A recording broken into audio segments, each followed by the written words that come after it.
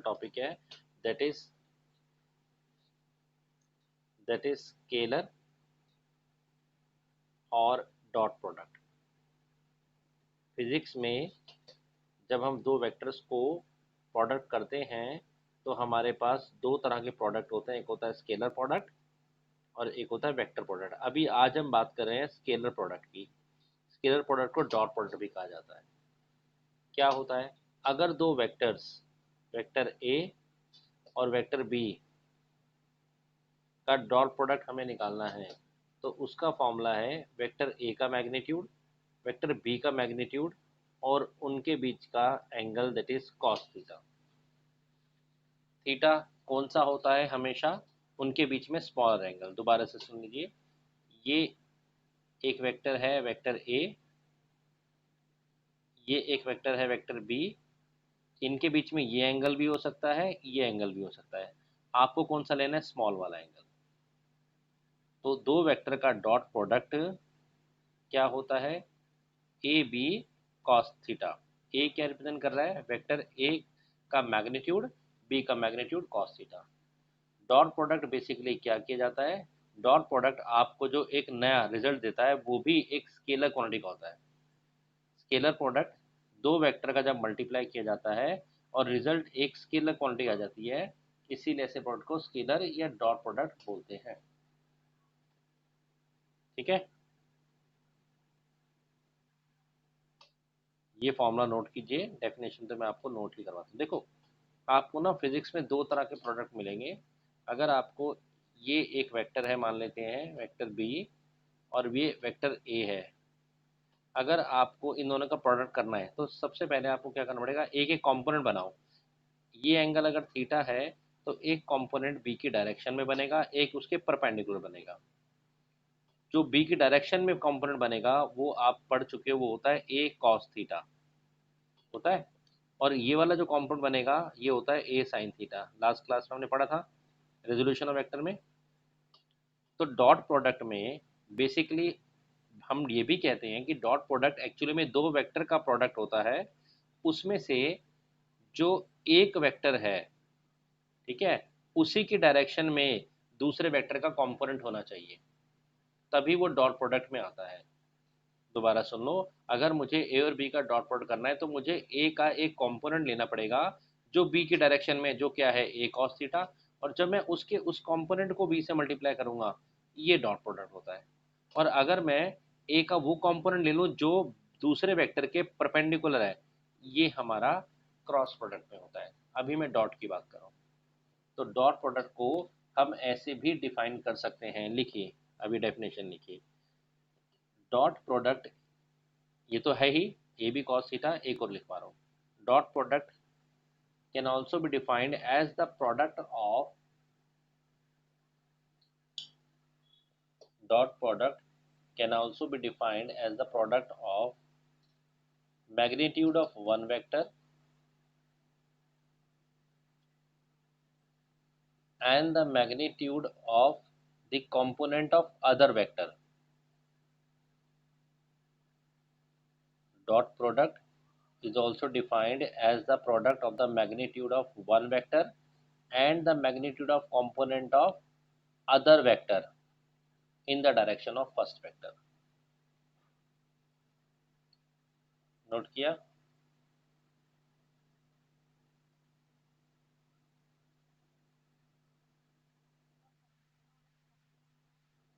Other vector in the direction of first vector.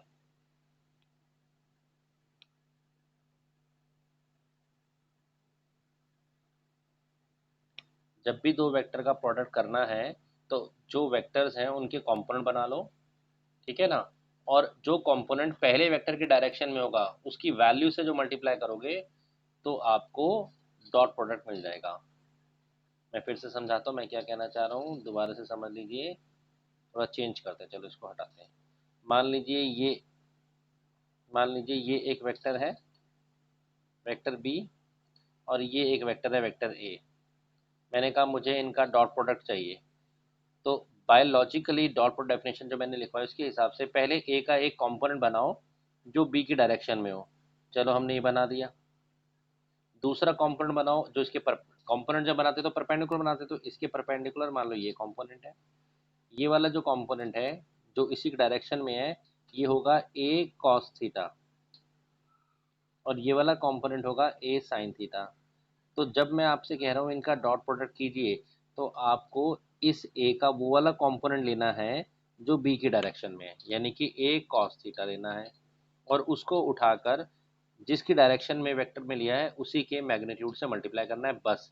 जब आप ये करते हैं तो बेसिकली आप ए बी का डॉट प्रोडक्ट कर रहे होते हैं या स्केलर प्रोडक्ट कर रहे होते हैं। एक्चुअली में फिजिक्स में प्रोडक्ट करने पर दो वेक्टर्स का रिजल्ट कई बार स्केलर आता है, कई बार वेक्टर आता है। जो स्केलर रिजल्ट आता है, जैसे हम अगर बात करें वर्क की, वर्क वर्क बेसिकली फोर्स और डिस्प्लेसमेंट दो वेक्टर का प्रोडक्ट है। ये दोनों तो वेक्टर क्वांटिटी है, लेकिन वर्क क्या है, स्केलर क्वांटिटी, स्केलर। तो इसका मतलब ये हुआ, स्केलर क्वांटिटी है, इसका मतलब ये हुआ कि फोर्स और डिस्प्लेसमेंट को यूज करके अगर वर्क निकालना है तो इनका स्केलर या इनका डॉट प्रोडक्ट किया जाएगा, जिसका फॉर्मूला भी बताया एफ एस कॉस थीटा। क्या मेरी बात समझ में आ रही है? फिजिक्स में हम दो वेक्टर को मल्टीप्लाई कर रहे हैं, रिजल्ट एक स्केलर क्वांटिटी भी आ सकती है, रिजल्ट एक वेक्टर क्वांटिटी भी आ सकती है। तो स्केलर क्वांटिटी अगर रिजल्ट है तो उसका आंसर डॉट प्रोडक्ट से आएगा, और अगर वेक्टर क्वांटिटी है तो उसका आंसर क्रॉस प्रोडक्ट से आएगा।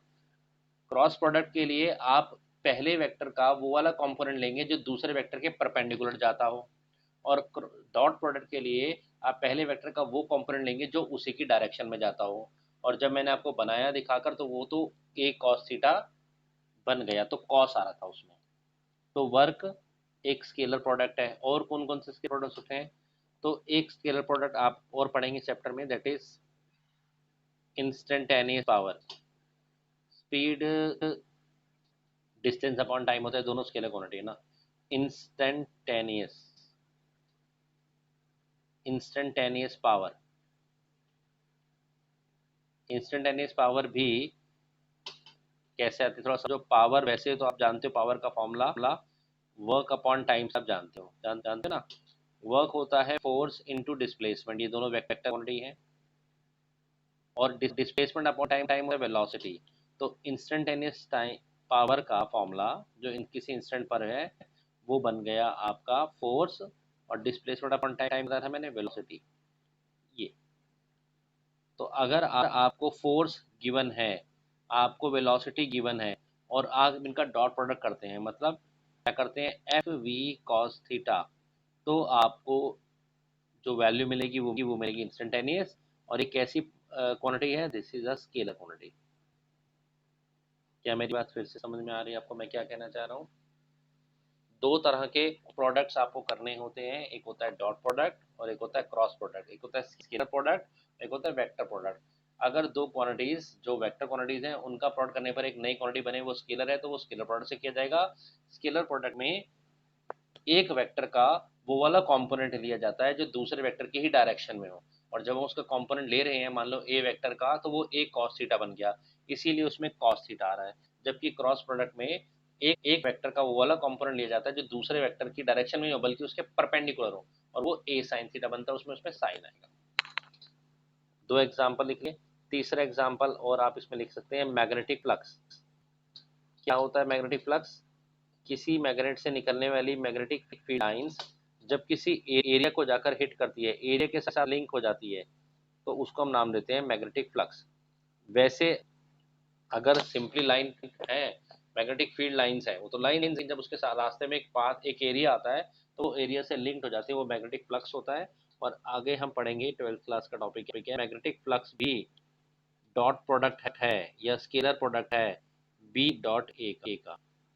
बी क्या है? स्ट्रेंथ ऑफ मैग्नेटिक फील्ड, और ए क्या है? Area vector.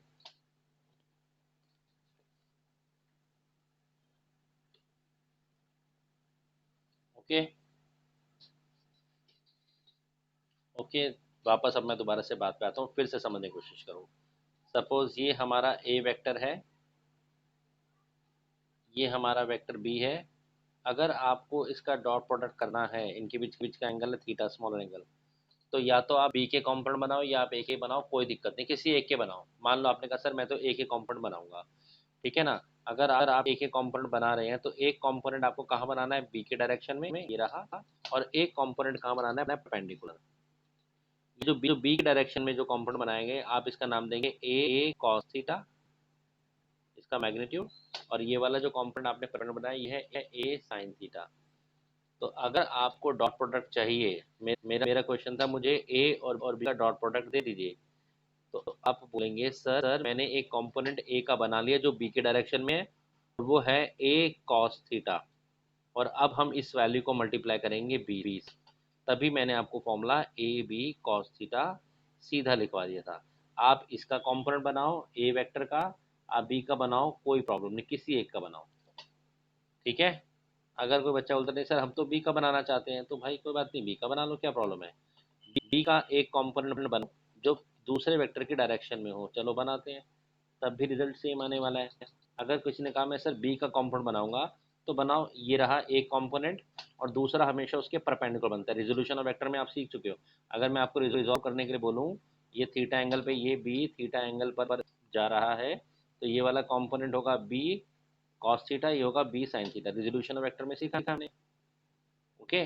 तो ये वाला कंपोनेंट हो गया आपका बी कॉस थीटा। अगर आपको ए और बी का डॉट प्रोडक्ट करना है, तो आप बोलेंगे सर एक वेक्टर ए ले लेंगे और बी का वो वाला कंपोनेंट लेंगे जो उसी के डायरेक्शन में हो, जबकि बी कॉस थीटा है, इसीलिए ए डॉट बी या बी डॉट ए एक ही बात है। बोलिए क्लियर हो रहा है। क्वेश्चंस करेंगे तभी बात बनेगी। तो इन सब रिजल्ट से अभी तक तो ये बात समझ में आई कि दो वेक्टर का dot product A dot B करिए या बी डॉट ए कीजिए, कोई फर्क नहीं पड़ता, रिजल्ट क्या आने वाला है, A B cos theta, where theta कौन सा एंगल है उनके बीच में, स्मॉलर वाला जो एंगल है वो लेना है। चलिए कुछ स्पेशल केसेस की बात करते हैं डॉट प्रोडक्ट के। अभी जितना भी अब हम केसेस करेंगे, जितना भी हम डॉट प्रोडक्ट में डील करेंगे, वो हम क्या करेंगे, दोनों वेक्टर्स की डायरेक्शन सेम होगी। अगर सेम नहीं हुई तो उसका वो वाला कंपोनेंट लेंगे जो उसी डायरेक्शन में होगा और उससे मल्टीप्लाई कर देंगे। अच्छा, स्पेशल केस में अगर मान लीजिए हमें दो वेक्टर का डॉट प्रोडक्ट करना है और उनके बीच में थीटा ऑलरेडी जीरो हो जाए, मतलब दोनों वेक्टर पैरेलल हैं, वेक्टर ए और वेक्टर बी के बीच का एंगल कितना हो गया, जीरो, पैरेलल वेक्टर है। अगर ऐसा है, थीटा जीरो है या vector A is parallel to vector B, तो उनके बीच का जब डॉट प्रोडक्ट करने जाओगे तो A dot B, A B cos theta, cos theta कितना हो गया, कॉस जीरो तो वन होता है, तो सिंपली ए बी से आ जाएगा, यानी कि उनके मैग्नीट्यूड को मल्टीप्लाई करके हो जाएगा। बात समझ में आती है। अब इसी को थोड़ा आगे बढ़ा दो, तो ऐसा बहुत बार होगा कि आपको आई कैप और आई कैप का डॉट प्रोडक्ट करना पड़ेगा। क्या रिजल्ट आना चाहिए, आप सुनिए। आई कैप क्या है, यूनिट वेक्टर है, किस डायरेक्शन में, एक्स एक्सिस में। दूसरा आई कैप क्या है, ये भी एक्स एक्सिस में। यूनिट वेक्टर मतलब है, अब इन डॉट प्रोडक्ट करना है तो फॉर्मूला बोलता है पहले वेक्टर का मैग्नीट्यूड इनटू दूसरे वेक्टर का मैग्नीट्यूड और इनके बीच का एंगल। ये तो मैंने सिखाया आपको डॉट प्रोडक्ट में।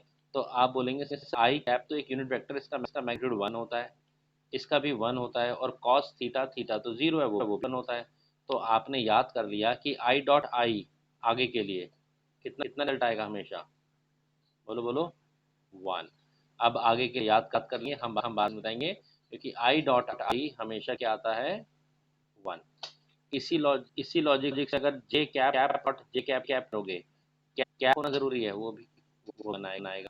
अगर के कैप डॉट जे करोगे या जे के करोगे तो वो भी क्या आएगा, वन आएगा, ठीक है, याद रहेगा। दूसरी बात सुनिए, अगर वेक्टर ए वेक्टर बी के परपेंडिकुलर हो गया, तो मैंने क्या बोला था, मैंने कहा था डॉट प्रोडक्ट में परपेंडिकुलर कोई रोल नहीं, उसकी डायरेक्शन में है।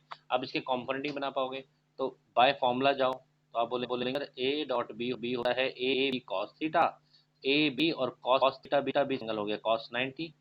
कितना होता है कॉस 90, हम जानते हैं जी, कॉस 90 जीरो होता है, तो कितना आ गया, जीरो। तो मैंने यही तो आपको समझाया कि डॉट प्रोडक्ट में परपेंडिकुलर्स का कोई भी रिजल्ट नहीं होता, दो परपेंडिकुलर वेक्टर उनका डॉट प्रोडक्ट होता ही नहीं है। अच्छा, इस लॉजिक से अगर हम चलें तो अगर कोई हमसे कहे आई कैप डॉट जे कैप के बारे में बताओ क्या होगा, तो हम कहेंगे यार आई और जे एक्स एक्सिस और वाई एक्सिस एक दूसरे के परपेंडिकुलर हैं, तो इनका रिजल्ट क्या हो जाएगा, जीरो। आई और i dot i one, i dot j zero. अच्छा, i dot j zero, j dot i, j dot i क्या होगा, जीरो। आई डॉट के क्या होगा, जीरो। के डॉट जे क्या होगा, या जे डॉट जीरो, क्योंकि ये नो एक दूसरे के परपेंडिकुलर है। 10th में आपने वो फ्लेमिंग का लेफ्ट हैंड रूल पढ़ा था, उस फ्लेमिंग के लेफ्ट हैंड में आपकी फोर फिंगर, सेंटर फिंगर और थंब तीनों को राइट एंगल पे कर दो, करके देखो, तीनों को राइट एंगल पे करो, फोर फिंगर, सेंटर फिंगर और थंब, थंब ऊपर की तरफ जाना चाहिए छत की तरफ। तो आपकी फोर फिंगर एक्स एक्सिस को रिप्रेजेंट कर रही है, आपकी सेंटर फिंगर आपकी वाई एक्सिस को रिप्रेजेंट कर रही है, दोनों के बीच में 90 है। आपकी फोर फिंगर थंब के बीच में 90 है। सेंटर फिंगर को 2 मिनट के लिए छुपा लो तो four finger centre sorry four finger को छुपा लो तो सेंटर फिंगर और थंब के बीच में भी 90 है।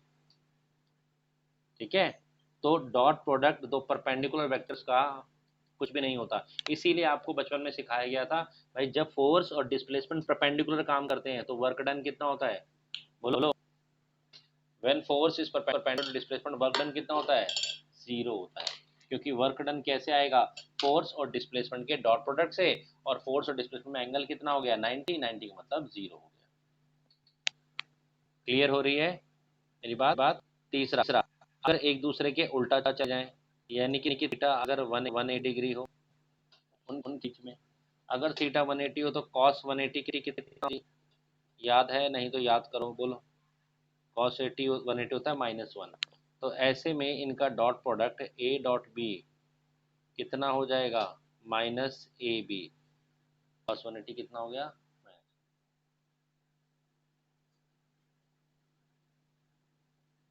ओके। चलिए थोड़ी थोड़ी बातें और करते हैं, प्रॉपर्टीज ऑफ डॉट प्रोडक्ट पे चलते हैं फटाफट।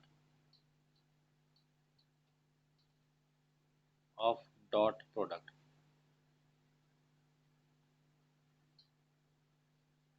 सबसे पहला मैंने भी आपको बताया था, ए डॉट बी इक्वल होता है बी डॉट ए के, यानी कि डॉट प्रोडक्ट इसको बोलते हैं कॉम्यूटेटिव है। पढ़ी है बचपन में प्रॉपर्टी कॉम्यूटेटिव। तो डॉट प्रोडक्ट में कॉम्यूटेटिव रूल लगते हैं, ए डॉट बी करो या बी डॉट ए करो, एक ही बात है। इसी तरह से A dot B plus C distributive property भी यहाँ पर एप्लीकेबल है। ऐसे लिखा हो, यानी कि पहले बी वेक्टर और सी वेक्टर का सम करो और फिर जो रिजल्ट आ जाए नया वेक्टर उसका ए से डॉट प्रोडक्ट कर दो, या तो ऐसा करो, या फिर एक काम करो, ए का बी के साथ डॉट प्रोडक्ट कर दो पहले, ए का सी के साथ डॉट प्रोडक्ट कर दो और दोनों का सम कर दो। क्या दोनों साइड सेम है, आंसर है हाँ, बिल्कुल सेम है। यानी कि डॉट प्रोडक्ट डिस्ट्रीब्यूटिव प्रॉपर्टी को भी फॉलो करता है, डिस्ट्रीब्यूटेड ओवर एडिशन है, ये डिस्ट्रीब्यूटिव प्रॉपर्टी को फॉलो करता है। ठीक है, इतना लिख लो, क्लियर। तीसरी बात, अगर आप ए वेक्टर का ही ए के साथ डॉट प्रोडक्ट करोगे तो क्या रिजल्ट आएगा, तो ए का मैग्नीट्यूड ए, दूसरे का मैग्नीट्यूड ए, और इनके बीच का एंगल कितना होगा, दोनों सेम है लाइक, ओए 90 क्यों होगा, जीरो, कॉस जीरो 1 हो जाएगा। तो यानी कि किसी वेक्टर का खुद से ही, बड़ा इंपॉर्टेंट पॉइंट है, नोट करो, किसी वेक्टर का, नो इंपॉर्टेंट लिखो, किसी वेक्टर का उसी वेक्टर से डॉट प्रोडक्ट हमेशा मैग्नीट्यूड का स्क्वायर होता है। उल्टा भी लिख सकता हूँ, अगर मैग्नीट्यूड का स्क्वायर लिखा है ऐसे तो हम उसको ए डॉट ए ऐसा भी यूज कर लेंगे। बोलो, ध्यान रहेगा, ध्यान रहेगा। चलो आगे चलो, अगर हमें वेक्टर्स कार्टेशियन फॉर्म में गिवन होंगे, जैसे हमें ए वेक्टर इसी फॉर्म में गिवन है, a x i cap, two y cap, three J cap आपने पढ़ लिया अब तो, a y j cap plus a z k cap, ये आपको ए वेक्टर गिवन है। ठीक है, आपको बी वेक्टर गिवन है, b x i cap, b y j cap plus b z k cap, इतना सब कुछ गिवन है। और आपसे मैंने कहा इनका डॉट प्रोडक्ट निकालिए, प्रोडक्ट करना है। वैसे सिंपली आप अगर प्रोडक्ट की बात करो तो माइंड में क्या जाता है, इस टर्म को इससे इससे इससे करना होगा, फिर इस टर्म को इससे इससे इससे करना होगा, ऐसे इस तीसरी टर्म को तीनों से करना होगा। तो ये तो बड़ा लंबा हो जाएगा। लेकिन आप ध्यान से देखो, बड़ा आसान है, लंबा नहीं है। आसान कैसे है, आप जब इसको इससे करोगे तो आई कैप और आई कैप का भी देखना पड़ेगा। आई कैप और आई कैप का डॉट प्रोडक्ट 1 होता है, तो यानी कि ये ए एक्स और बी एक्स हो जाएगा, कोई बात नहीं, इनके कॉफिशिएंट मल्टीप्लाई हो जाएंगे। लेकिन जब आई कैप को जे कैप से करने जाओगे, ये कुछ भी लिखा हो, ये कुछ भी लिखा हो, आई डॉट जे क्या होता है, जीरो, जीरो बन जाएगा। जब इसको इससे करने जाओगे तो आई डॉट, ये कॉफिशिएंट कुछ भी हो सकता है, ये 4 5 कुछ भी हो, लेकिन आई का कैप और के कैप ये डायरेक्शन को दिखा रहे हैं। अगर डायरेक्शन परपेंडिकुलर तो रिजल्ट क्या हो जाएगा, जीरो। इसी तरह से, इसी तरह से जब आप ए वाई को करने जाओगे, ए वाई को करने जाओगे, ठीक है, जे इससे, ये जे कैप और आई कैप क्या कर देगा, जीरो। सिर्फ क्या बचेगा, ए वाई बी वाई। इसी तरह से तीसरे केस में क्या बचेगा, ए जेड बी जेड, क्योंकि क्योंकि तो क्या हो जाएगा, जीरो। पूरी डिटेल करने की जरूरत नहीं है। ओके,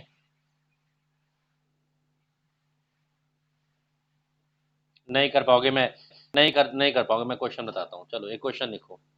आप पूरा सेट लिखो, मैं शॉर्ट में लिख रहा हूँ। एक कांस्टेंट फोर्स जो नहीं बदल रहा, मैं उसकी बात कर रहा हूँ, फोर्स की। Two I cap constant force है, प्लस थ्री जे cap plus four K cap.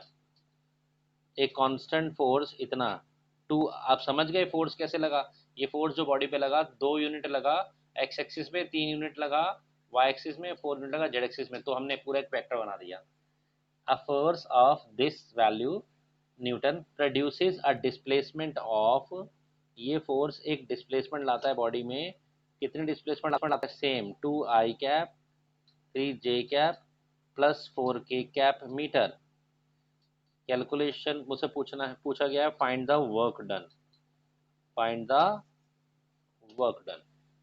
आपने किसी बॉडी पर फोर्स लगाया, two I cap three J cap four K cap newton, और बॉडी डिस्प्लेस हो गई, two I cap three J cap four K metre. Work कितना हुआ, आप जानते हैं कि सर, कि वर्क तो फोर्स और डिस्प्लेसमेंट का डॉट प्रोडक्ट होता है। वर्क एक स्केलर प्रोडक्ट है फोर्स और डिस्प्लेसमेंट का। और डॉट प्रोडक्ट में या तो आप पूरा पूरा मल्टीप्लाई करो, लेकिन आप लॉजिकली समझ चुके हैं कि इसको जब इन दोनों टर्म से मल्टीप्लाई करोगे तो जीरो हो जाएगा। तो ज़्यादा टेंशन की जरूरत नहीं है, डॉट प्रोडक्ट में क्या होगा, सीधा सीधा। और जो आप ऐड वाली बात कह रहे थे, वो हो सकता है ऐड, हाँ जी बताइए, ऐड हो सकता है, नहीं हो सकता। इन तीनों को थोड़ी ऐड कर दोगे, अलग अलग क्वांटिटी है। तो क्या करना है, इसको उठा के इससे 4, प्लस इसको उठा के इससे मल्टीप्लाई 9, इसको उठा के इससे मल्टीप्लाई 16, क्या आंसर आ गया, 29 जूल। ये वर्क डन है। क्या इसमें कोई डायरेक्शन आई है, नहीं आई है। क्या आई कैप जे कैप के कैप आया, नहीं आया। क्यों नहीं आया, क्योंकि वर्क एक स्केलर क्वांटिटी है, इसमें सिर्फ मैग्नीट्यूड होता है, डायरेक्शन नहीं होती, डायरेक्शन नहीं होती। Okay, clear. चलिए और क्वेश्चन एक और लिखिए, न्यूमेरिकल से ही आपको कंसेप्ट समझ में आएगा। If the magnitude of two vectors, note कीजिए, if the magnitude of vectors, मान लेता हूँ वेक्टर ए है, the magnitude of two vectors are 2 and 3, एक वेक्टर ए है उसका मैग्नीट्यूड, और वेक्टर बी उसका मैग्नीट्यूड 3 है। भले ही हम ऐसा लिख दें या सिंपली ऐसा भी लिख दें, तब भी मतलब मैग्नीट्यूड ही है। Okay, okay.